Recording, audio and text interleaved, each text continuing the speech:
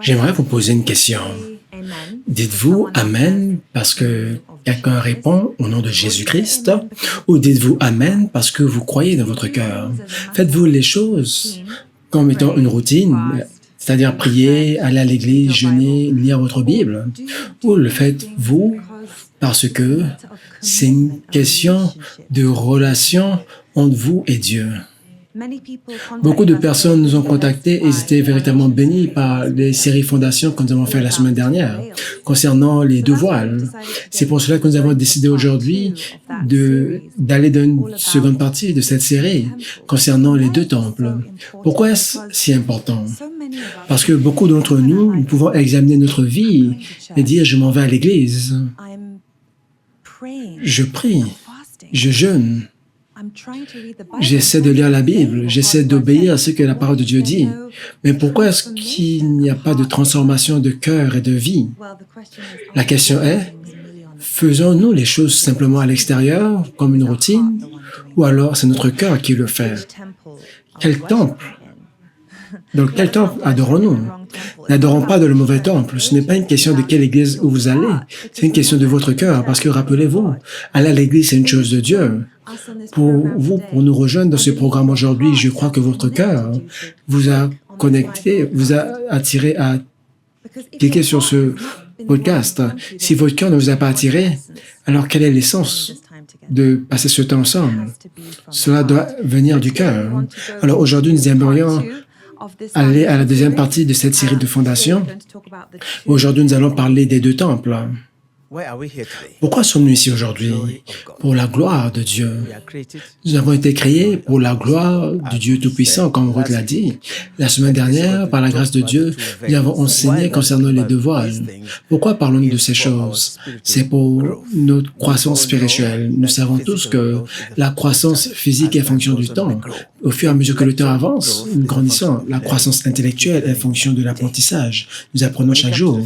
Mais en ce qui concerne les choses de l'esprit, la croissance spirituelle est fonction de l'obéissance à Dieu, obéissance au guide du Saint-Esprit. Alors, comment puis-je grandir sans le Saint-Esprit? Cela veut simplement dire que le Saint-Esprit, l'Esprit de Dieu, est le seul moyen de croissance de notre vie spirituelle. Le Saint-Esprit est le seul moyen de croissance de notre vie spirituelle. C'est pour cela que nous sommes commandés dans l'Esprit et de marcher dans l'Esprit étant conduits par l'Esprit de Dieu. Ça, c'est le standard de Dieu. Parce que Romains 8, verset 14 dit que ceux qui sont conduits par l'Esprit de Dieu, ça, ce sont là les fils de Dieu. Et je m'adresse aux croyants. Je m'adresse aux enfants de Dieu. Parfois, nous avons besoin de rafraîchir notre intelligence pour réaliser qui nous sommes, pour apprendre les voies de Dieu, pour savoir comment approcher Dieu avec les bénédictions du ciel. Le désir de Dieu, c'est de nous bénir. Il n'y a aucun doute par rapport à cela. Mais Dieu veut que nous puissions venir vers lui. Rappelez-vous les paraboles du fils prodigue. Lorsqu'il a réalisé sa condition, les pensées sont venues dans son cœur. Laisse-moi retourner vers mon Père. C'est ce que Dieu veut que nous puissions faire. C'est pour cela que nous avons besoin de la repentance. Lorsque nous réalisons que nos voies sont erronées, lorsque nous réalisons que nous avons fait des erreurs, nous aimerions mettre notre vie en ordre. Et lorsque nous tournons vers notre cœur, vers Dieu, il est toujours prêt à nous accueillir. Dieu n'oublie jamais. Il nous accepte toujours lorsque nous montrons la volonté réelle de changer. Connaître Dieu, ce n'est pas simplement voir son œuvre, mais c'est apprendre ses voies. Peux-tu nous amener dans le livre de Matthieu 15? Lisons. Ce peuple m'honore avec ses lèvres, mais son cœur est éloigné de moi. C'est en vain qu'il m'honore en enseignant des préceptes qui sont des commandements d'hommes. Peux-tu encore le lire? Écoutez ce que redit. Ça, c'est notre message clé d'aujourd'hui. Dis-le encore. Ce peuple m'honore avec les lèvres. Ce peuple m'honore avec ses lèvres. Et ils m'honorent avec leurs lèvres, mais leur cœur est éloigné de moi. Et en vain, ils m'honorent. Qu'est-ce que cela veut dire? Enseignant des préceptes qui sont des commandements d'hommes. enseignant, prêchant des commandements qui sont des hommes et non de l'Esprit de Dieu, seulement de le naturel. Cela veut dire que aussi longtemps que nous restons dans le naturel, nous sommes loin de Dieu, parce que Dieu est dans l'Esprit. En Matthieu 15, c'est un verset capital. Ce peuple vient à moi avec ses lèvres. Ils disent, Seigneur, tu es Seigneur. Beaucoup diront, Seigneur, Seigneur, au dernier jour, et je dirai, je ne vous ai jamais connu. Beaucoup disent, j'ai prophétisé en ton nom, et il dira, je ne vous ai jamais connu. Pourquoi Dieu a dit cela? Parce que leur cœur était loin de moi. Cela veut dire que nous servons Dieu avec notre cœur. Nous approchons Dieu avec notre cœur, et non avec notre corps. Nous adorons Dieu avec notre cœur. Aujourd'hui, c'est dimanche. Nous sommes tous allés à l'église, ce qui est très bien. Mais comment je vais à l'église comme pour Dieu? Est-ce que je m'en vais à l'église naturellement? Ou alors est-ce que je m'en vais à l'église supernaturellement? Est-ce que je m'en vais à l'église en tant que routine? Ou alors je m'en vais à l'église pour entendre de Dieu? Votre cœur doit être prêt avant que vous puissiez aller. Vous devez apporter votre cœur devant Dieu avant d'apporter votre bouche. Nous pouvons élever nos mains pour adorer Dieu, chanter et danser, alors que les motivations de notre cœur sont loin de Dieu. My heart, hear the voice of Holy Spirit. My heart, hear the voice of God. My heart, hear the voice of Holy Spirit. Let there be freedom, let there be rest in my heart, in my mind, in my soul. In Jesus' name, let there be freedom, let there be rest in my heart. That's the key. Ça, c'est la clé. Le cœur. Le cœur. Il dit, ce peuple m'honore avec ses lèvres, mais son cœur est loin de moi. Et ils élèvent leurs mains pour m'adorer en vain. Cela veut dire que si ce n'est pas en esprit, ce n'est pas en vérité devant Dieu. Et alors, c'est totalement vain. Pour adorer, peu importe les actes que nous faisons, que ce soit acceptable envers Dieu, cela doit venir de la foi. Cela doit jaillir de votre esprit, de votre cœur. Le Saint-Esprit doit vous inciter à écouter, à recevoir. Et alors, à ce moment, dans sa présence, il va vous aider à adorer Dieu en esprit et en vérité. Alors, nous parlons des deux temples aujourd'hui. Nous aimerions vous donner un exemple. Quand Jésus-Christ est venu au livre de Jean, chapitre 4, il a rencontré la femme samaritaine. Alors là-bas, comme un résumé, Jean chapitre 4, au verset 10, verset 22 à 23. Jésus lui répondit, « Si tu connaissais le don de Dieu, et qui est celui qui te dit, « Donne-moi à boire », tu lui aurais toi-même demandé à boire, et il t'aurait donné de l'eau vive.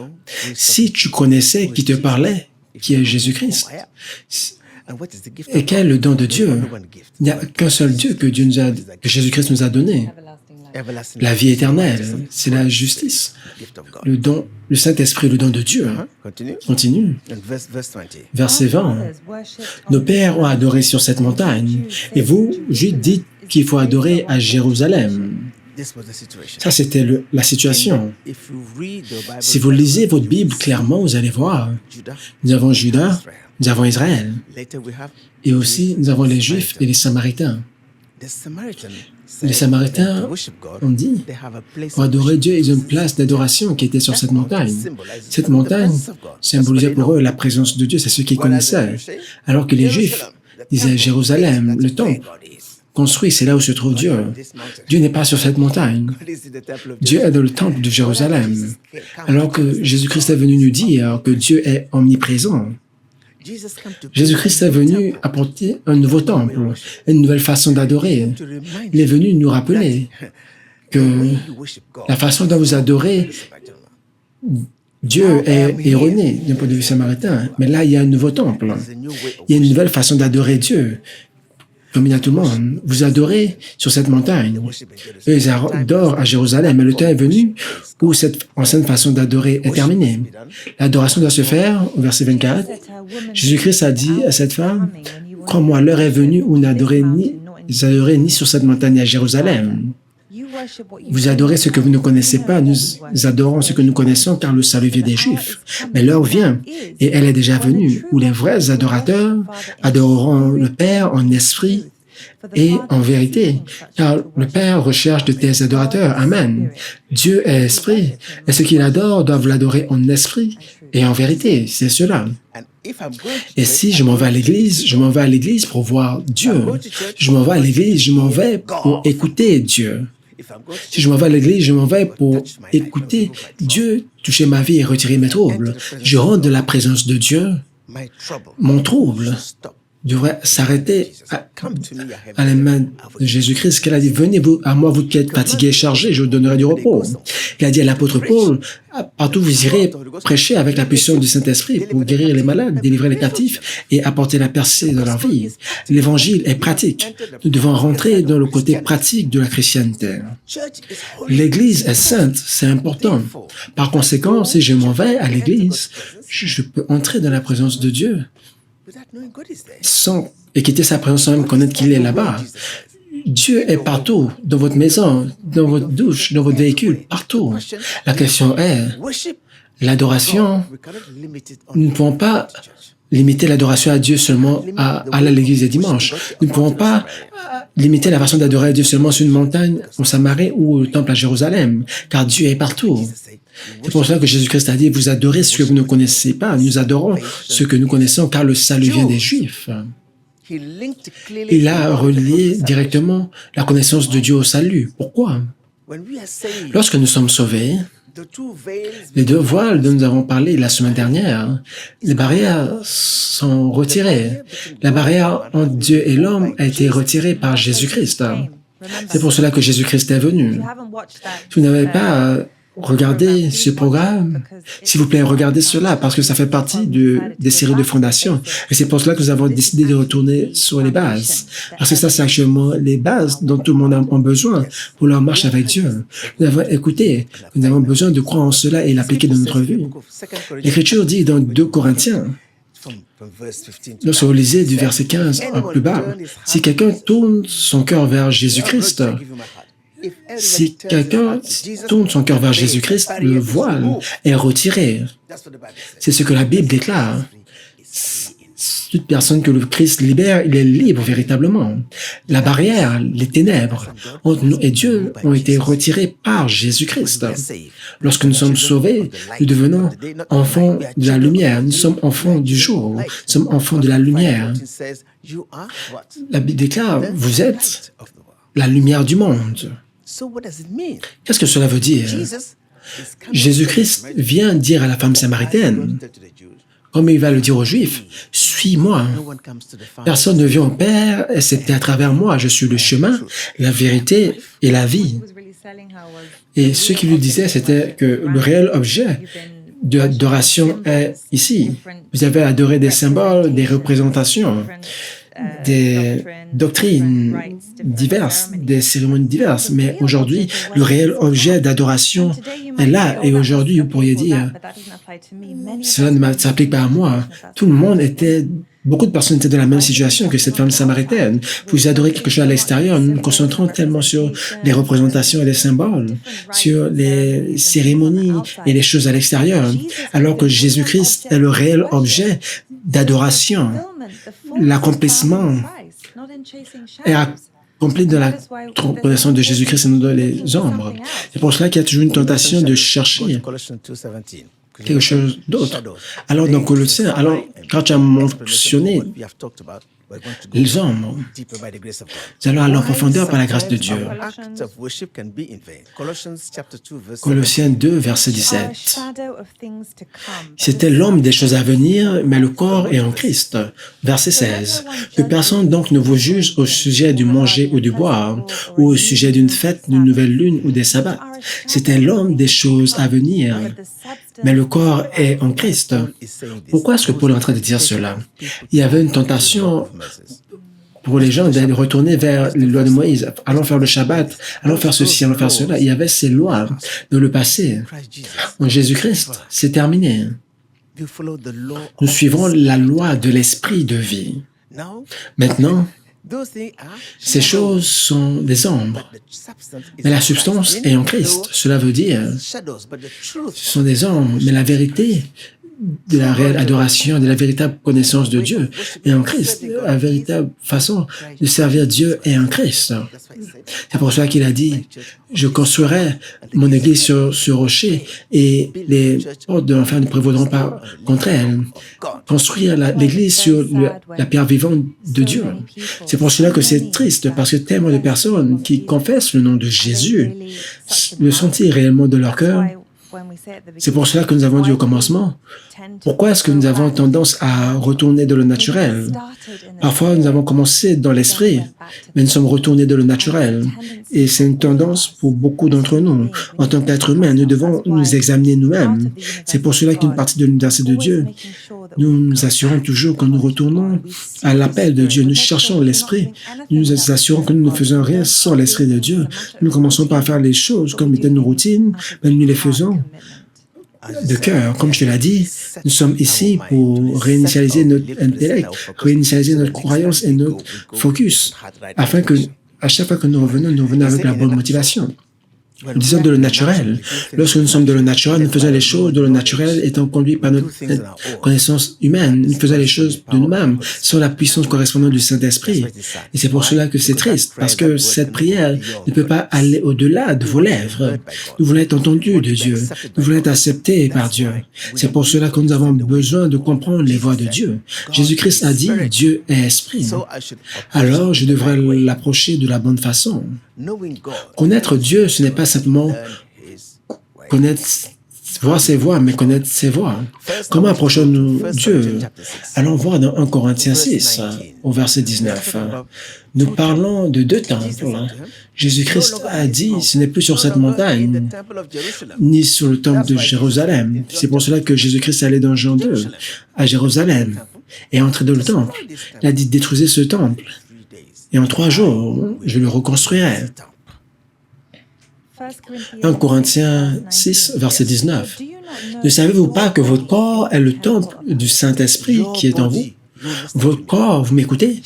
En tant qu'enfant de Dieu, vous êtes né de nouveau. Votre corps, ce corps fragile, est le temple du Saint-Esprit. Quel grand mystère qui est en vous. Ça, c'est le plus grand miracle.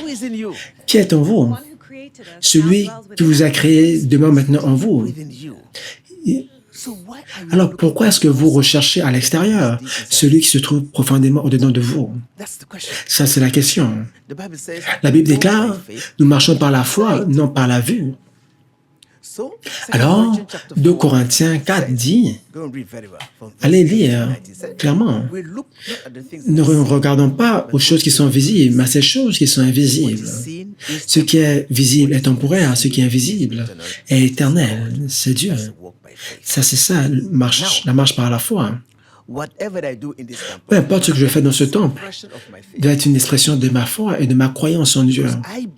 Parce que je crois que Jésus-Christ est Seigneur, j'appelle son nom. Je crois que Dieu est mon Père et je l'appelle Père. Je crois en la parole de Dieu, alors je prie.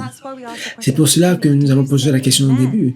Dites-vous Amen parce que quelqu'un a répondu au nom de Jésus-Christ, ou alors vous dites Amen parce que vous croyez. Croyez-vous dans votre cœur que sa parole est vraie? Parce que cela fait toute la différence. Qui sait ce qui vous serait arrivé si nous croyons véritablement dans notre cœur et nous prenons Dieu à ses paroles? C'est ce que les apôtres ont fait. Ils ont pris Dieu à ses paroles. Ils ont pris Jésus-Christ à ses paroles. Et c'est pour cela que si nous faisons la même chose, nous aurons les mêmes résultats que les apôtres ont eu. Le véritable temple est guidé par l'esprit de foi. Il est guidé par l'esprit de foi. C'est quoi l'esprit de foi? Allons dans 2 Corinthiens 4 au verset 2 Corinthiens 4 au verset 30.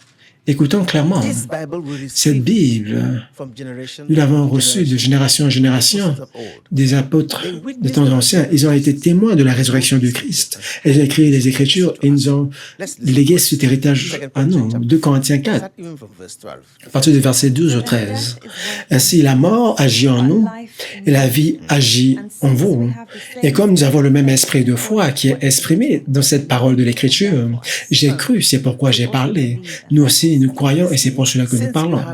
Ça veut dire que vu que nous avons le même esprit de foi que l'apôtre Paul, de l'apôtre Jean, de Paul, il nous a donné l'Écriture. Nous savons tous. Nous prêchons, nous prions, nous partons à l'église, nous adorons Jésus-Christ. Avec le même esprit de foi, nous aussi, nous avons cru en l'Écriture, nous avons prié. Nous croyons en l'Écriture, nous partons à l'église. Nous croyons, nous adorons, nous prions en esprit et en vérité, avec l'esprit de foi. Cet esprit de foi est exprimé en croyant de notre cœur et en déclarant par notre bouche. Avec notre cœur, nous croyons, avec notre bouche, nous déclarons. Avec notre cœur, nous croyons, avec notre bouche, nous prions. Avec notre cœur, nous croyons, avec notre bouche, nous adorons. Pas seulement notre bouche, mais avec notre cœur. C'est ce qu'il est écrit.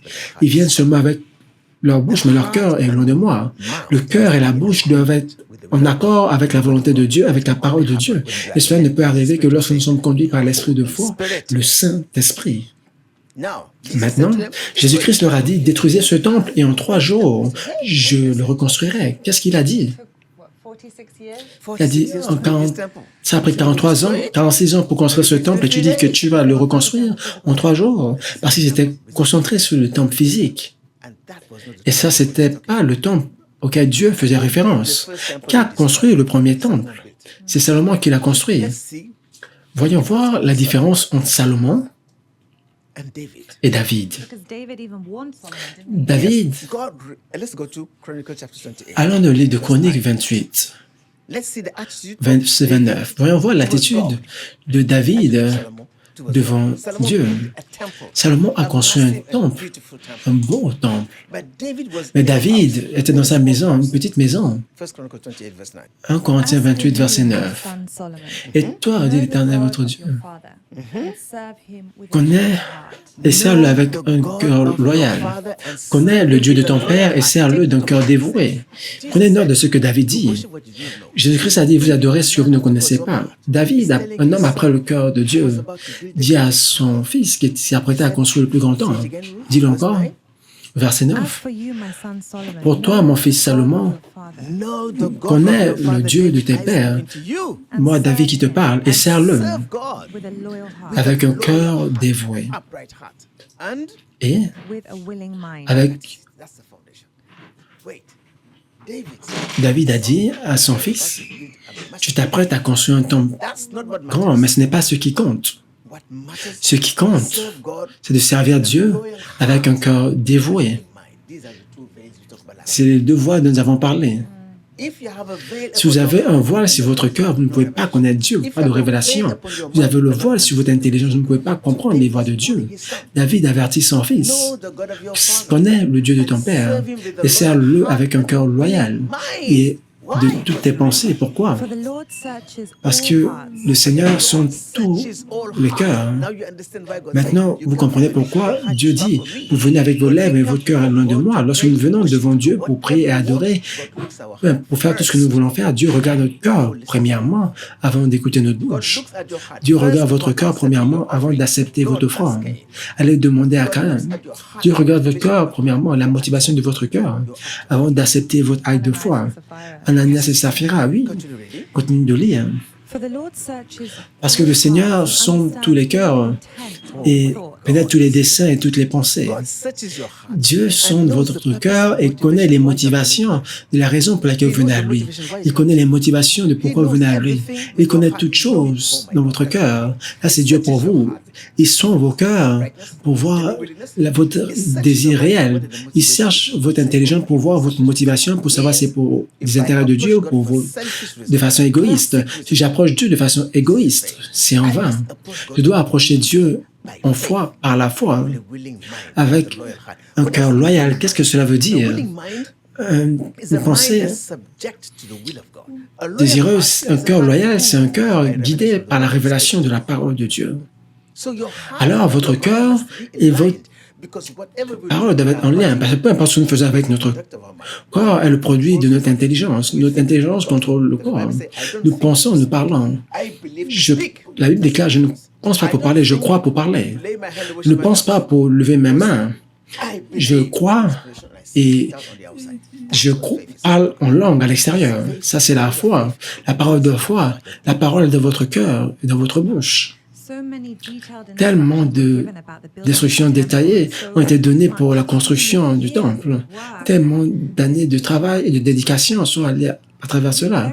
Nous avons lu clairement que Dieu est véritablement concerné par l'attitude de notre cœur, que la structure physique. Maintenant, tu comprends pourquoi a parlé de David comme étant l'homme après le cœur de Dieu. Allez lire la Bible. Vous n'allez jamais voir David a adoré des idoles. Il a fait des erreurs, comme tous les êtres humains, mais son cœur était loyal à Dieu. Il a même averti son fils.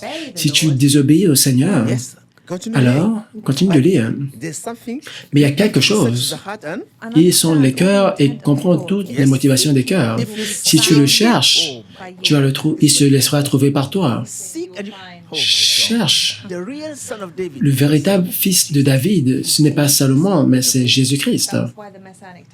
C'est pour cela que le cherche et trouve, tu trouveras. Salomon a construit un temple qui a été détruit, mais la véritable semence de David, c'est Jésus-Christ qui est venu construire un temple que personne ne peut détruire. Il a dit, je construirai mon temple sur cette pierre et les portes de l'enfer ne pourront pas contre elle. Si tu le cherches, il se laissera trouver par toi. Si tu t'éloignes de lui, il te chassera pour toujours. Va au verset 19. David a dit cela, l'Éternel m'a donné l'intelligence de tout cela, de tous les ouvrages de ce modèle. David a dit à Salomon, son fils, la première ligne, David a donné à son fils tous les matériaux nécessaires pour construire le temple. La question est, qui a donné le temple, de comment construire le temple? Dieu l'a donné à David par la révélation. Tous ces plans que je te donne, Dieu me l'a donné par révélation de l'Esprit. Son cœur était tellement loyal à Dieu que Dieu a révélé à David des choses à revenir. Son cœur était connecté à Dieu par la révélation, il était conduit par l'Esprit de Dieu dans tout ce qu'il faisait. Et il dit à son fils, tu vas hériter cela, mais fais attention. Dieu sont les cœurs et les pensées. Peu importe les actes d'adoration que nous faisons, les articles de foi que nous faisons, nous venons devant Dieu. Dieu regarde notre cœur. Cela veut dire, lorsqu'ils viennent devant Dieu, la communion sainte, peu importe ce que nous faisons de la présence de Dieu, cela doit venir de notre cœur et venir de la foi. Alors, servez Dieu avec un cœur loyal et un cœur désireux, c'est ce que David a dit à son fils.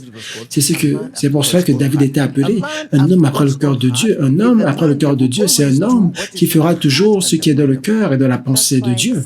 C'est pour cela que servir Dieu, ce n'est pas comme gérer un business. On ne peut pas le comparer aux méthodes de gestion entrepreneuriale. C'est pour ça que si nous continuons à mettre notre confiance dans les méthodes humaines et les méthodes de planification humaine, nous échouerons à comprendre que Dieu ne travaille pas de cette façon, mais il travaille à travers le temple qu'il veut construire, qui est en nous, dans notre cœur. Quand David a regardé à cette maison et il a vu l'arche de l'alliance dans la tente, dans la cour de sa maison, David a dit, Dieu m'a donné toutes ces choses. Et voici l'arche de l'alliance dans la tente. Dans la tente, je veux construire une maison pour le Seigneur. C'est la pensée qui est venue dans son cœur pour construire une maison pour Dieu. Dieu a dit à David, non, je n'ai jamais demandé à quelqu'un de construire une maison pour moi. Un de tes fils construira la maison pour moi. Mais de quel fils parlait-il? Vous avez vu ce qu'il a dit à Salomon. Salomon, en effet, a construit le temple à l'extérieur.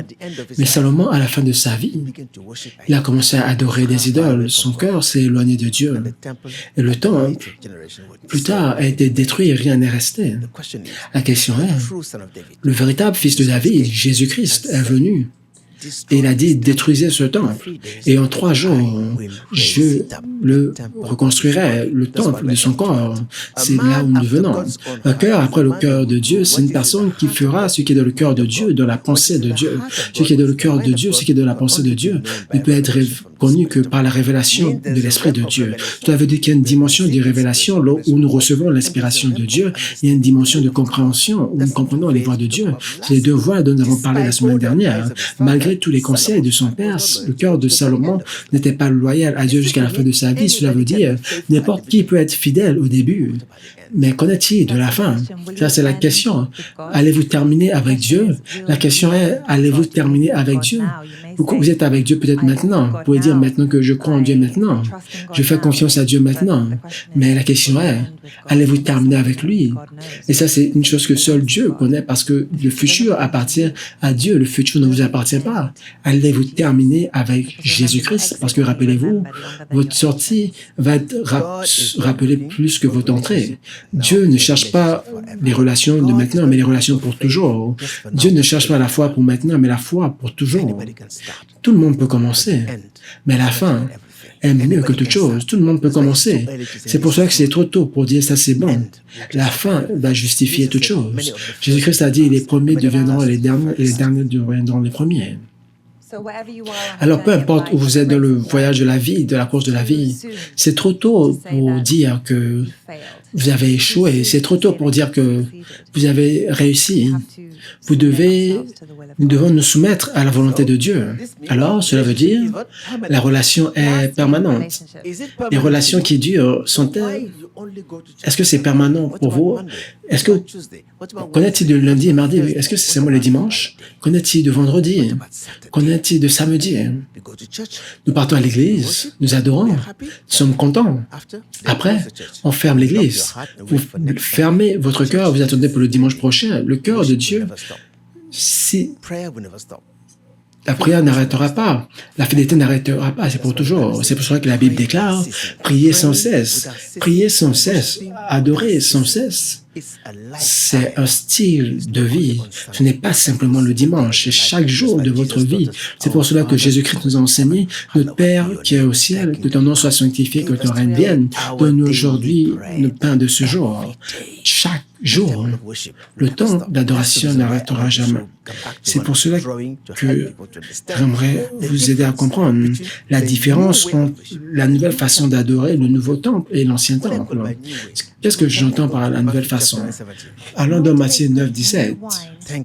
On ne met pas du vin nouveau dans des vieilles outres, sinon l'outre et le vin se perdent, mais on met le vin nouveau dans des outres neuves, afin que les deux se conservent. Écoutez-vous ce que Jésus-Christ dit, personne ne met le vin nouveau dans des vieilles outres. Pourquoi? Pourquoi est-ce que nous ne mettons pas le vieil habit et le nouvel habit ensemble? Pourquoi est-ce que nous ne mettons pas le vin nouveau dans des vieilles outres? Si vous mettez le vin nouveau dans des vieilles outres, lorsqu'il va commencer à fermenter, cela va exploser. Jésus-Christ a dit, le vin nouveau doit être mis dans des nouvelles outres. Cela veut dire, tout doit être renouvelé. Il y a une nouvelle façon d'adorer qui ne peut pas s'accommoder de l'ancienne façon. La façon de parler doit changer. Une nouvelle loi est venue, la loi de l'esprit de vie. C'est pour cela que Paul a dit, nous adorons non plus sur la loi de la lettre. Allons dans Romains 7, verset 6. Maintenant, nous avons été délivrés de la loi, étant crucifiés, afin que nous puissions servir de la nouveauté de l'esprit dans l'ancienne façon de la lettre. Ils servent de la nouveauté de l'esprit. C'est le nouveau vin. Le nouveau vin veut dire la nouveauté de l'esprit. La nouvelle façon d'adorer en esprit et en vérité. Parce que si ce n'est pas en esprit, ce n'est pas en vérité. Et c'est vain. La foi avec les choses spirituelles, peu importe ce que je fais, comme acte d'adoration de choses spirituelles, j'adore, je chante, je lis ma Bible, je médite, je fais toutes choses par la foi pour être accepté par Dieu. Comment est-ce que Dieu sait que c'est par la foi? En regardant votre cœur.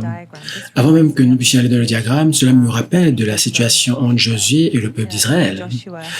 Josué 24, au verset 19, je me rappelle ce verset.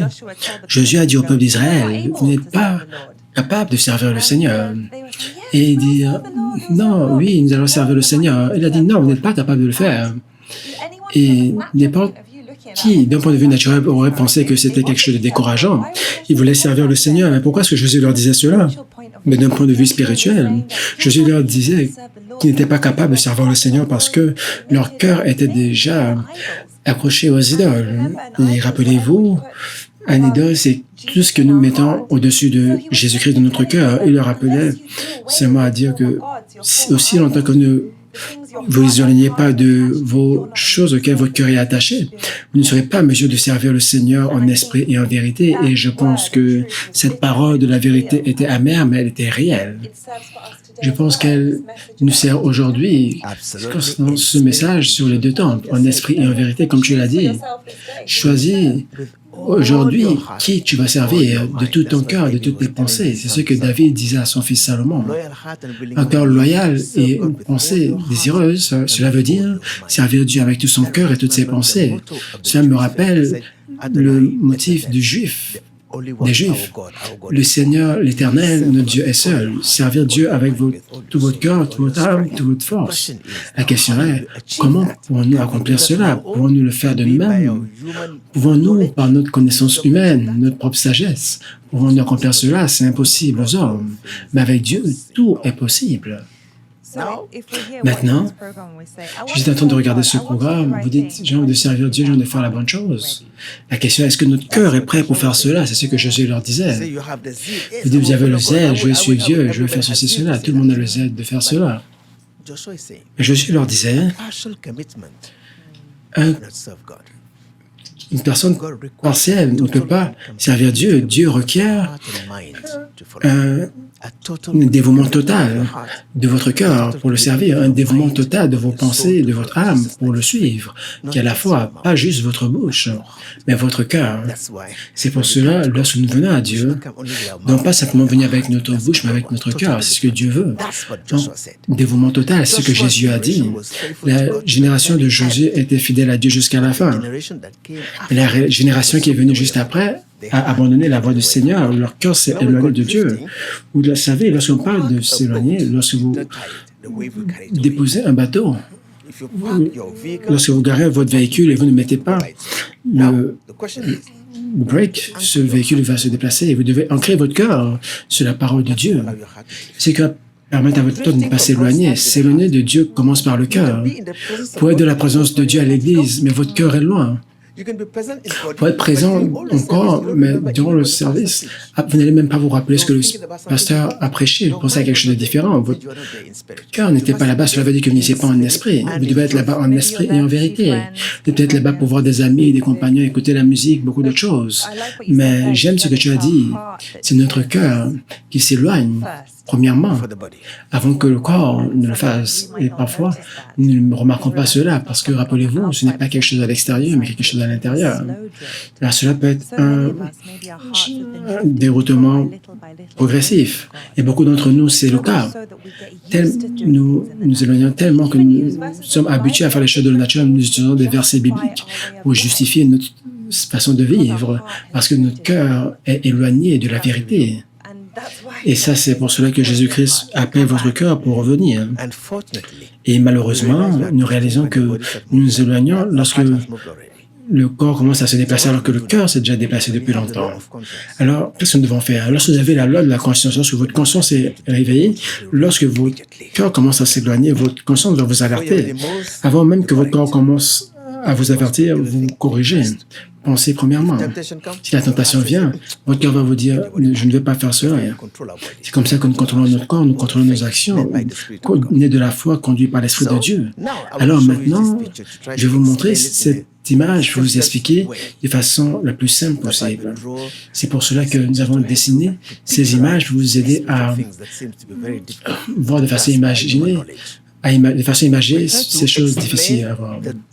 Nous avons essayé d'expliquer les deux temples. Il y a le temple à l'extérieur, il y a le temple de Jésus-Christ. Lorsqu'il a dit détruire ce temple, en 3 jours je le reconstruirai, Jésus-Christ est en train de construire un temple spirituel. Le temple dont nous parlons est le temple où Dieu est adoré en esprit et en vérité. Et ce temple, les mains humaines ne peuvent pas le construire. C'est le premier temple qu'ils ont construit, c'est celui-ci. Voici le temple que les Juifs connaissaient à Jérusalem. Voici le tabernacle de Moïse. Ce temple avait une cour. C'est la première partie que vous voyez ici. Les gens venaient avec leurs sacrifices pour adorer Dieu ici. Et les prêtres étaient ici pour offrir le sacrifice pour la part du peuple. Et lorsque les prêtres venaient, ils nettoyaient ses mains, ses pieds, avant de donner l'offrande pour le peuple. C'est ici qu'ils venaient faire leur adoration envers Dieu. Mais aucun de ce peuple ici, aucun de ce peuple ne pouvait entrer dans cette place. L'accès pour la place appelée le sanctuaire était simplement donné aux prêtres, les enfants de Aaron. C'était ceux, les prêtres, qui étaient destinés à entrer dans cette place parce qu'ils étaient sanctifiés et loin pour le faire. Cela veut simplement dire, à cette étape, à ce temps, ce peuple ne vivait pas par la foi. Faites ceci, faites des sacrifices. Ils n'avaient pas accès à Dieu directement, individuellement. Ils devaient passer à travers les prêtres. Et les prêtres, avant même qu'ils rentrent ici, devaient s'assurer qu'ils se purifient avant de faire toute chose. Après la purification, il y a un voile ici. Ce voile sépare ce peuple du sanctuaire ici. C'est le voile que nous parlons. Lorsque vous entrez dans le voile ici, le prêtre commence à faire son travail chaque jour. L'Écriture dit chaque jour, il venait changer la lampe, changer l'huile, afin que cette lampe puisse brûler à tout moment. Et ici, chaque jour de sabbat, il y a un pain ici. 12 morceaux de pain sur la table. Ça, c'est chaque semaine. Maintenant, il y a une lumière qui est remplacée chaque jour. Ici, il y a l'encens qui brûle chaque jour. Cette partie était toujours là. Mais cette partie était remplacée chaque semaine. C'est ce qu'ils faisaient chaque jour. Lorsqu'ils entraient ici, certains sacrifices, ils aspergeaient le sang, alors que le rôle des prêtres, c'était d'allumer la lumière et de mettre le pain. Après ça, il y avait l'encens. Ici, il y a une autre voile. Personne ne pouvait entrer ici. Seuls les hauts prêtres pouvaient entrer une fois par année. L'accès à Dieu, où l'arche de l'Alliance était, seuls les hauts prêtres, au jour du pardon, pouvaient entrer ici pour venir offrir les lamentations pour le peuple. Vous pouvez voir la façon ancienne. Il n'y avait pas d'accès pour le peuple, seulement à ceux qui étaient choisis pour être prêtres. Mais Jésus-Christ est venu et a dit, vous n'adorerez plus Dieu de cette façon. Jésus-Christ est venu et a dit, je suis le chemin, je suis la vérité, je suis la vie. Il est venu pour construire un temple qui est différent de celui-ci. Il a dit, détruisez ce temple en 3 jours, je le reconstruirai. Voyons voir le temple que Jésus-Christ est venu construire. Maintenant, nous avons vu, comme Ruth l'a dit, comme nous l'avons dit dans Matthieu, lorsque nous venons à Dieu avec notre bouche, Dieu regarde notre cœur. Ça veut dire que notre cœur doit venir premièrement. C'est ce que nous appelons la foi spirituelle dont nous avons parlé premièrement. Ça veut dire nous approchons Dieu par la foi. C'est pour cela que c'est noté. La foi, notre mouvement vers Dieu.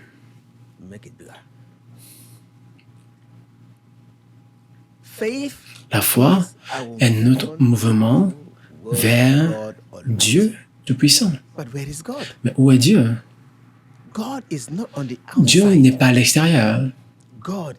Dieu est à l'intérieur. Voyons ici.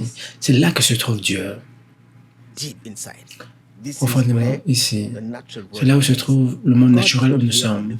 Dieu n'est pas dans le visible ici. C'est pour cela que l'Écriture dit clairement, voici le monde visible de le naturel. Nous ne pouvons pas adorer Dieu ici dans le naturel. Nous faisons beaucoup de choses dans le naturel. Sans le Saint-Esprit, nous sommes ici dans le naturel. Nous ne partons pas loin, mais si nous engageons notre corps simplement ici, la partie visible de nous, nous restons toujours dans le naturel, dans le visible. Mais l'Écriture nous dit, lisez clairement ici, ce que l'apôtre Paul a mis. 2 Corinthiens 4, verset 18. Voyons ce que l'apôtre Paul dit concernant la partie naturelle. Parce que nous ne regardons pas aux choses visibles, mais à celles qui sont invisibles. Nous ne regardons pas aux choses de le naturel ici. Ça, ce n'est pas la foi. Ça, ce sont les sens. Toute chose peut être beau à ce niveau ici. À l'extérieur, une belle voix, tout est beau. Mais la Bible déclare, nous cherchons Dieu. La foi est notre mouvement vers Dieu. Dieu n'est pas dans le naturel. Continue, Ruth. Car les choses visibles sont passagères, mais les choses invisibles sont éternelles. Ça veut dire les relations temporaires. Vous partez les dimanches, vous arrêtez ici, temps partiel. Jésus-Christ ne cherche pas des disciples à temps partiel, il cherche des disciples à temps plein. Ce dont Jésus parlait, de tout votre cœur, de toute votre âme, chaque jour, sans interruption. Dans le temple de Christ, c'est pour toujours. Nous adorons Dieu en esprit et en vérité, sans cesse. Maintenant, comment est-ce que nous regardons 2 Corinthiens 5, 7? Nous marchons par la foi, non par la vue. Nous marchons par la foi et non par la vue. Ça, c'est la question. Marchons-nous par la foi ou marchons-nous par la vue? Adorons-nous, engageons-nous simplement notre corps ou engageons-nous notre esprit également? Venons-nous avec notre cœur premièrement ou alors venons-nous avec notre corps? Certains diront que la foi est notre mouvement vers Dieu. Maintenant, vous pouvez voir, la foi est profonde, plus profonde, encore plus profonde. Ce sont les niveaux de relation que Jésus-Christ veut que nous puissions avoir. C'est un progrès. Nous avançons vers Dieu profond, encore plus profond. Qu'est-ce qui est profond? Dès l'instant où je décide de perdre vue du naturel, je commence à regarder intérieurement, le voyage de la foi commence. Nous rentrons profondément lorsque nous nous repentons, nous tournons vers Dieu, nous embrassons Jésus-Christ et nous marchons par la foi. Pour entrer de la foi, nous rentrons profondément parce que nous marchons par la foi, croyons en Dieu, lui faisons confiance et en méditant. Le voyage de la foi commence avec la vérité. Cette relation peut être profonde, mais Dieu veut qu'elle devienne plus profonde. C'est ce que Jésus-Christ veut faire. Jésus-Christ veut que vous puissiez arriver au niveau le plus profond, la place où personne ne pouvait entrer dans l'Ancien Testament. Et Jésus-Christ veut que vous puissiez entrer là-bas dans la présence de Dieu. Cette place où les hauts prêtres pouvaient entrer une fois par année, il est venu pour retirer ce voile pour toujours. Quand Jésus-Christ retire ce voile, vous avez accès à Dieu à chaque moment, partout. Vous avez accès à Dieu à n'importe quel moment. Cela veut dire que vous pouvez prier à n'importe quel moment. Vous pouvez adorer Dieu à n'importe quel moment, de n'importe quelle façon que vous voulez. Pas simplement le dimanche, pas simplement étant limité par les murs. Parce que vous êtes le temple de Dieu. Maintenant, comment est-ce que Jésus-Christ va construire ce temple qui va nous aider à rentrer dans l'intimité avec Dieu, cœur à cœur avec lui? Allons dans Éphésiens chapitre 2. We are here. How Jesus is going to build this temple. Éphésiens 2, verset 18. Car par lui, nous avons les uns et les autres accès auprès du Père d'un même esprit. Cela veut dire, à travers Jésus-Christ maintenant, le voile a été retiré et nous avons accès à Dieu directement, le niveau le plus profond. C'est ce que Jésus-Christ est en train de dire. À travers Christ, par la foi, nous avons accès au Saint des Saints, à la place secrète avec Dieu directement, sans sens de dévalorisation. Comment pouvons-nous accomplir cela? Jésus-Christ est venu pour retirer la barrière du péché. Jésus-Christ a retiré nos manques de mérite. Il est par la foi, dans la puissance nettoyante du sang de Christ, nous sommes nettoyés, nous sommes sanctifiés. Laissez-moi vous montrer ici. Les prêtres avaient l'habitude de nettoyer leurs mains ici, ses pieds ici, avant d'entrer dans la présence de Dieu. Mais Jésus-Christ est venu par son sang pour nous nettoyer profondément, pas simplement notre corps, mais pour nettoyer notre conscience et notre intelligence et nous donner un nouveau cœur, une nouvelle pensée, un esprit libre. Lorsque vous êtes sauvés, l'Écriture dit clairement ici que Jésus-Christ va apporter quelque chose de nouveau. Dieu va faire quelque chose de nouveau dans votre vie. Dieu va vous donner un nouvel esprit, un esprit recréé, que vous voyez ici, le Saint-Esprit va venir demeurer dans votre cœur. Vous pouvez voir ici, le Saint-Esprit va vous sceller avec Dieu et vous serez cœur à cœur avec Dieu qui demeure dans votre cœur. Et maintenant, vous pourrez avoir la révélation du Saint-Esprit. Et ce que David a fait, c'est votre esprit, et ça c'est votre conscience, c'est votre cœur. Le Saint-Esprit va venir faire jaillir la lumière de révélation de votre cœur. Il va vous révéler ce qui est dans le cœur de Dieu. Il va vous révéler cela. C'est ce que le Saint-Esprit fera. C'est pour cela que David était capable de connaître les plans du temple. Dans 1 Chronique 28, verset 19, comme Dieu lui avait révélé dans son cœur ce qui y était. C'est important de comprendre ce que nous sommes en train de dire. Alors, lire 1 Corinthiens 6, verset 17. L'œuvre de Jésus-Christ, je construis un temple qui va vous amener dans l'intimité avec Dieu en esprit. Car celui qui a rejoint le Seigneur est un esprit avec lui. C'est ce qui veut dire, si vous acceptez Jésus-Christ comme votre Seigneur et Sauveur, et Dieu accepte votre foi, il va vous baptiser dans son esprit, il va vous immerger dans l'esprit de Dieu. Vous pouvez voir ici, votre esprit est immergé dans l'esprit de Dieu. Vous êtes relié à Dieu ici.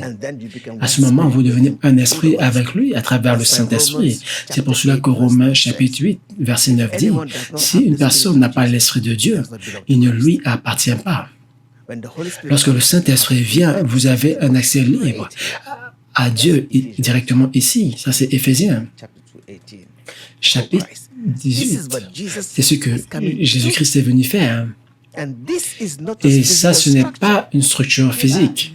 Ça, ce sont des pierres vivantes. Qui sont les pierres vivantes? Vous, mes frères et sœurs. Vous, les croyants, vous êtes des pierres vivantes, vous êtes le temple de Dieu, vous êtes la demeure de Dieu en esprit, construite par Christ. C'est le temple que Christ est venu construire. Ça, c'est la relation que Christ veut que vous puissiez avoir en esprit et en vérité. Continuons. Éphésiens chapitre 2, versets 18 à 22. Maintenant, vous n'êtes plus étrangers, mais vous êtes citoyens des saints, concitoyens des saints de la maison de Dieu, ayant été construits sur la fondation des apôtres. Vous êtes construits sur la fondation des apôtres et des prophètes. Ça veut dire le rocher de la parole que Jésus-Christ a déclaré dans Matthieu 16, verset 18, le rocher de la parole vivante de Dieu. Jésus-Christ lui-même étant le chef, la pierre angulaire. Cela veut dire que Jésus-Christ est la fondation de notre foi, sur lequel tout l'immeuble est construit ensemble. Tout l'immeuble étant centré ensemble. Ce temple a trois parties, esprit, âme et corps. Les trois les reliés ensemble. La conscience est scellée et la pensée est scellée et l'âme est redevenue un. Vous avez le niveau profond, plus profond, encore plus profond. Ce que Jésus-Christ est en train de dire ici, c'est que l'accès, le voile est retiré. Nous avons le Saint-Esprit ici, et le Saint-Esprit va apporter la lumière de la révélation ici, au moment où il a révélé à David le plan. Et cette révélation va apporter la lumière ici pour illuminer vos pensées. Nous appelons cela la révélation, la compréhension. Cette section est la dimension de la révélation où le Saint-Esprit va vous révéler ce qui se trouve dans le cœur de Dieu. Ça, c'est la dimension de l'inspiration et de la compréhension, quand le Saint-Esprit va vous révéler ce qui se trouve dans la pensée de Dieu. Et maintenant, la pensée de Christ va venir illuminer et vous connaîtrez la volonté de Dieu. Et lorsque vous venez adorer Dieu, tout votre cœur, toute votre intelligence sera contrôlée par la révélation et l'inspiration du Saint-Esprit. Lorsque vous adorez, les paroles viennent ici et le Saint-Esprit va vous donner les expressions. Vous allez déclarer tout ce que le Seigneur va vous donner par le Saint-Esprit. Vous allez adorer Dieu en esprit et en vérité. Ça, c'est le temple. Jésus-Christ veut que vous puissiez avoir. Vous êtes ce temple.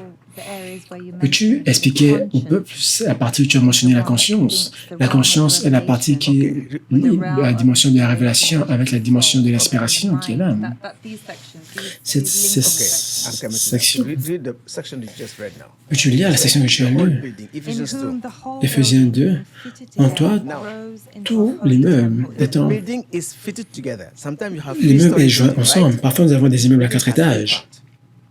Ce Donc, cet immeuble a trois parties, votre corps, votre âme et votre esprit.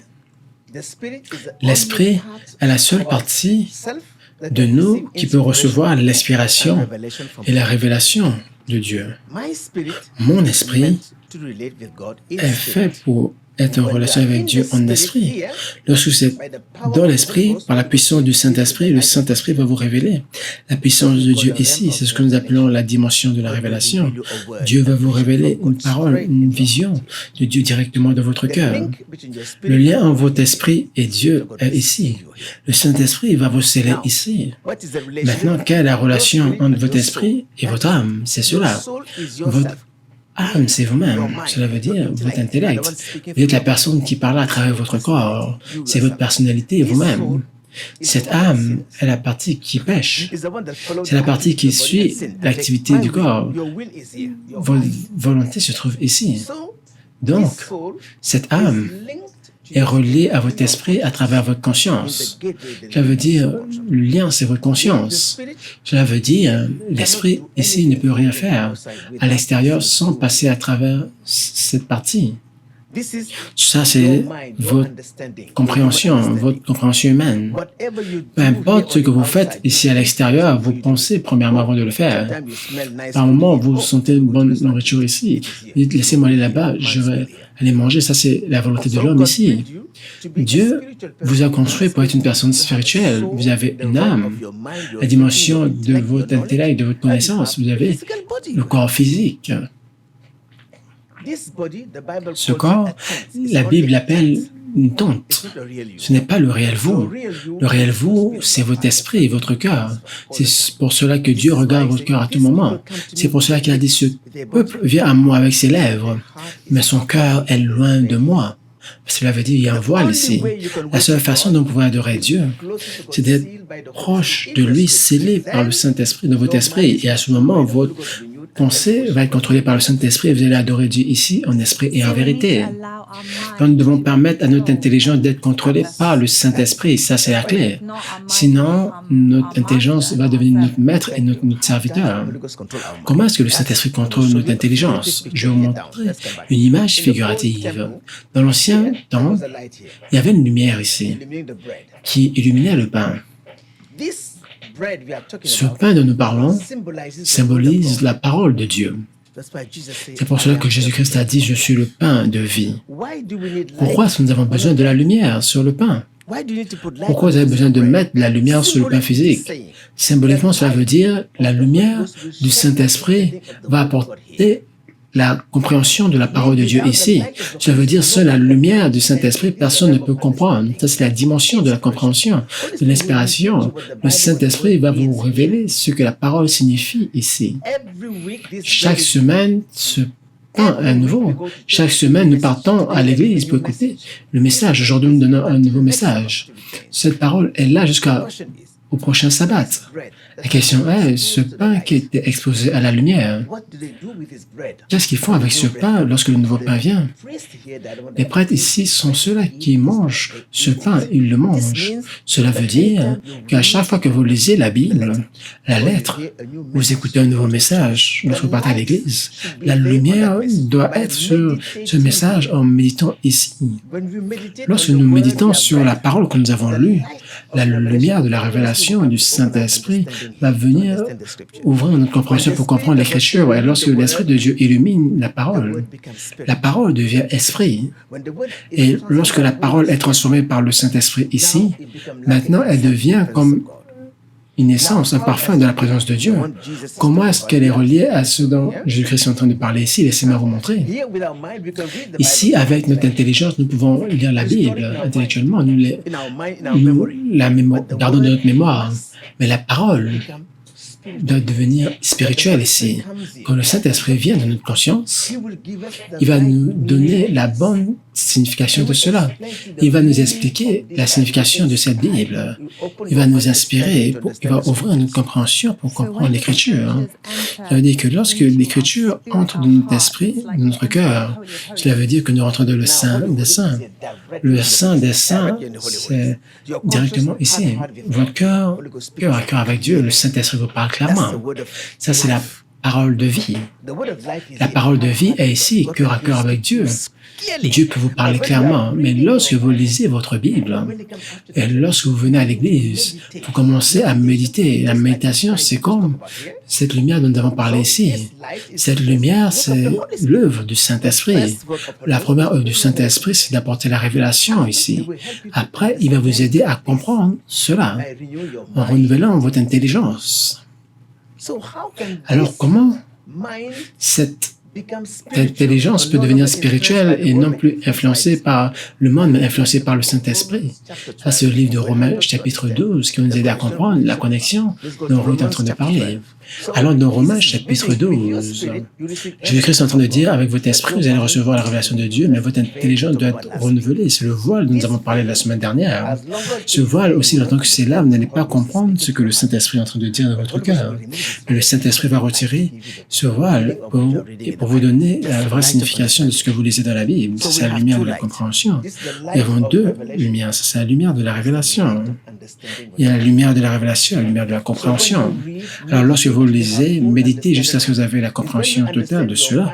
C'est lorsque vous comprenez que votre intelligence va être renouvelée par la parole, et alors vous connaîtrez la volonté de Dieu directement ici. Alors, votre cœur, votre conscience sont illuminés par l'Esprit de Dieu. Ça, c'est l'œuvre du Saint-Esprit. Il va vous donner la révélation ici, il va vous donner la compréhension ici. Lisons. Romains 12, verset 1. Dans ce temple, nous avions l'habitude d'avoir des prêtres qui offraient les sacrifices, tuant des agneaux et autres. Dans le Nouveau Testament avec Jésus-Christ, nous n'avons pas besoin de faire des sacrifices. Jésus-Christ a fait le sacrifice à la croix de Golgotha. Il a versé son sang pour nous libérer du péché. Alors lorsque nous venons à Dieu, nous n'offrons aucun sacrifice. Le sacrifice, nous apportons notre cœur et notre pensée dans la présence de Dieu. Et nos prières et notre adoration vont devenir comme le parfum de la présence de Dieu. Notre prière étant conduite par le Saint-Esprit monte vers Dieu. Vous pouvez voir ici, nous apportons notre corps comme un sacrifice vivant à Dieu. C'est le sacrifice que nous offrons. Qu'est-ce que cela veut dire? Nous venons avec tout notre corps. Oui, c'est important. Mais nous devons apporter notre intelligence, notre cœur. À ce moment, nous devenons des sacrifices vivants. Cela veut dire que peu importe ce que nous disons ici est inspiré ici par le guide du Saint-Esprit. Le Saint-Esprit va fournir l'inspiration et l'expression pour parler, pour chanter, pour danser, pour faire toutes choses pour la gloire de Dieu. Ruth, peux-tu lire Romains 12, verset 1? Je vous exhorte donc, frères, par les compassions de Dieu, à offrir vos corps comme un sacrifice vivant, saint, agréable à Dieu, ce qui sera de votre part un culte raisonnable. Ne vous conformez pas au siècle présent, mais soyez transformés par le renouvellement de l'intelligence afin que, Paul est en train de dire, nous apportons notre corps ici comme un sacrifice vivant. Nous apportons notre corps devant Dieu comme un sacrifice vivant. Cela veut dire nous donnons à Dieu de tout notre cœur, âme et esprit. Et lorsque nous venons de la présence de Dieu, quand le Saint-Esprit vient, notre intelligence est renouvelée. Lorsque la lumière de la compréhension vient, l'inspiration vient du Saint-Esprit. Nous sommes de la dimension de la compréhension. Le Saint-Esprit va donner l'inspiration, l'expression pour adorer Dieu. Vous n'êtes pas la personne qui parlait, Dieu parle à travers vous. Ici, vous pouvez parler en langue de la puissance du Saint-Esprit, esprit par esprit. Dieu peut vous révéler un son dans votre cœur. Vous allez chanter, inspiré de Dieu. Si vous chantez, la présence de Dieu va venir. Nous-mêmes, devenons un sacrifice vivant, accepté par Dieu, comme l'Écriture dit, à le renouvellement de notre intelligence, afin que nous puissions connaître la volonté de Dieu. C'est ce que Romain a dit. Vous amenez votre corps, vous amenez votre intelligence, votre cœur. Lorsque le voile est retiré, vous allez comprendre, votre intelligence va être renouvelée. Lorsque le voile est retiré ici, la révélation va venir, la volonté de Dieu sera connue. Dieu va révéler sa volonté et votre intelligence va être renouvelée. Alors votre cœur, votre âme et tout votre corps sera en accord avec Dieu. Votre acte de prière, votre acte d'adoration sont tous inspirés de l'Esprit de Dieu. Et vous devenez ce que la Bible appelle une pierre vivante. Vous adorez Dieu en esprit et en vérité. Et vous êtes ce temple. Mes chers frères, mes chères sœurs, pourquoi disons-nous cela aujourd'hui? Nous sommes ici pour réinitialiser notre intelligence, que la prochaine fois, lorsque vous partez à l'église, vous devez y aller de façon supernaturelle, pas simplement avec votre corps, mais avec tout votre cœur, avec votre intelligence. Vous préparez, vous demandez au Saint-Esprit de vous guider. Lorsque vous venez dans la présence de Dieu, vous engagez votre cœur devant Dieu. Avant même que vous le réalisiez, vous aurez des visions. de où le culte s'en va. Lorsque les pasteurs prêchent, vous pouvez parler en langue, le don de guérison va venir, vous allez être guéris immédiatement dans la présence de Dieu. La guérison va venir, la délivrance va venir, l'atmosphère, les prières d'adoration, parce que vous êtes le temple de Dieu. C'est pour cela que Jésus-Christ a dit, là où 2 ou 3 personnes se rassemblent en mon nom, je serai là avec eux. Donc, si vous êtes un enfant de Dieu, vous êtes le temple. Si vous êtes en accord avec Jésus-Christ, si Jésus-Christ est au milieu de vous, la bénédiction de Dieu sera là, va se déverser de la congrégation, vous serez guéris, bénis, et la personne va venir de votre vie et vous allez grandir spirituellement. Lorsque vous sortez, vous êtes chargé pour la semaine, et vous commencez à méditer toute la semaine sur la parole de Dieu. Vous partez de votre bureau de la présence de Dieu, vous partez de votre travail de la présence de Dieu, lundi, mardi, mercredi, chaque jour de votre vie. Vous méditez sur la parole de Dieu, vous grandissez de la connaissance, de la révélation, de la volonté de Dieu dans votre cœur. C'est ce que Dieu veut que vous soyez. Permettez-vous à Christ de vous construire sur la parole vivante de Dieu. Pour que cela arrive, nous devons engager notre cœur, pas simplement notre corps. Engager notre cœur et nous soumettre à la conduite du Saint-Esprit et nous allons comprendre ce que Jésus-Christ dit. Nous n'allons plus adorer Dieu sur cette montagne ou sur ce temple, mais en esprit et en vérité. Vous allez partir avec Dieu partout où vous irez. Vous allez prier à tout moment. Ce corps peut être fatigué, mais votre esprit n'est jamais fatigué. Le Saint-Esprit continue à prier au-dedans de vous à tout moment, sans arrêt. Et la prière, elle, est une attitude, ce ne sont pas juste des paroles. Vous pouvez être silencieux, mais votre cœur n'est pas silencieux. Vous pensez à la conscience de Dieu. Partout où vous êtes conscient de la présence de Dieu, que ce soit au travail ou à l'église, vous êtes de la présence de Jésus-Christ. Et alors, la prière et l'adoration ne s'arrêtera jamais. Peu importe ce que vous faites, merci Jésus. Les bonnes nouvelles, merci Jésus. Difficultés, merci Jésus. Peu importe ce qui arrive, merci Jésus. Vous impliquez Dieu dans toutes les sections de votre vie. Amen. Alors, ne restez pas à l'extérieur du temple. Ne commencez pas à adorer les murs, ou les symboles, ou les ornements, ou les briques, ou les choses à l'extérieur. Le réel objet d'adoration, c'est Jésus-Christ. Et nous avons besoin de le Saint-Esprit dans notre cœur. Peu importe ce qui vient de notre cœur, ce que nous lisons pénètre le voile et rentre dans notre cœur. Et c'est là qu'il peut réellement nous changer. Pourquoi est-ce que nous partons avec cela aujourd'hui? Parce que nous écoutons tellement de personnes qui se plaignent, qui ne voient pas une réformation réelle de cœur et de vie. Ils lèvent leurs mains en adoration, ils fléchissent leurs genoux en prière. À l'extérieur, ils semblent suivre les ordonnances de Dieu. Mais où se trouve cette transformation? Parce que rappelez-vous, Jésus-Christ est venu apporter la transformation à l'intérieur de nous, et c'est pour cela que Jésus-Christ est venu. Et c'est pour cela que nous parlons de cela aujourd'hui, parce que nous ne voulons pas que vous passiez tant de temps dans le naturel avant de rentrer dans l'esprit. C'est tellement triste. Parce que c'est tellement triste de passer tant d'années, tellement de temps, pensant que vous êtes en train d'adorer Dieu, alors que vous êtes même pas sûr que vous êtes en train de réellement l'adorer. C'est votre cœur qui doit l'adorer. Alors permettez à votre cœur d'être connecté à la vérité et ne fermez jamais votre cœur. Ça, c'est cela. Nous sommes tous à l'église aujourd'hui, mais l'autre église n'est pas fermée, elle doit être ouverte. Votre cœur doit continuer à méditer sur le message que vous avez reçu ce matin. Continuez à méditer sur la parole de Dieu et le feu doit être là-bas à tout moment. Nous ne devons jamais oublier cela. Si vous attendez chaque dimanche, cela veut dire que vous fermez le temple de Dieu en Christ. Ce temple, personne ne peut le fermer, c'est vous-même qui le fermez. Si vous arrêtez de lire, si vous êtes celui qui ferme la porte à Dieu. Notre rôle est de soumettre notre cœur, notre intelligence à la volonté de Dieu. Dieu ne va jamais ouvrir la porte de la révélation à celui qui garde sa baie fermée.